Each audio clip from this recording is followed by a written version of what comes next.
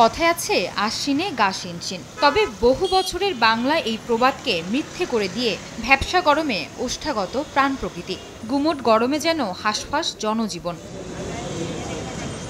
মাত্র কদিন আগেই বিদায় নিয়েছে মহাবৃষ্টি বলয়, যার প্রভাবে দেশের অর্ধকোটি মানুষ হয়েছেন বানভাসী।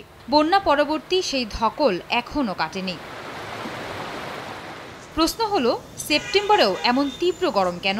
বাংলাদেশ ও নরওয়ের যৌথ একটি গবেষণা বলছে, গত ৪৩ বছর ধরে অনিয়ন্ত্রিতভাবে পরিবর্তিত হচ্ছে বাংলাদেশের আবহাওয়া। যাতে দেখানো হয়েছে বর্ষাকালে প্রকৃতির একটু স্বস্তি পাবার কথা থাকলেও ঘটনা ঘটছে উল্টো।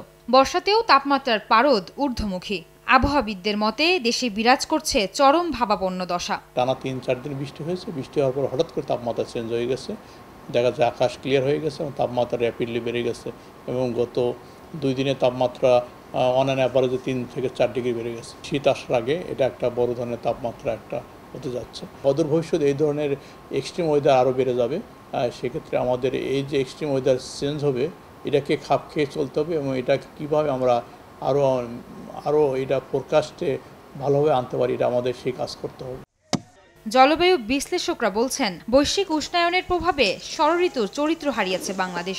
নির্বিচারে গাছ নিধন, জলধারা ভরাট এবং নগরায়নের কারণে বিরূপ প্রভাব পড়ছে প্রকৃতিতে।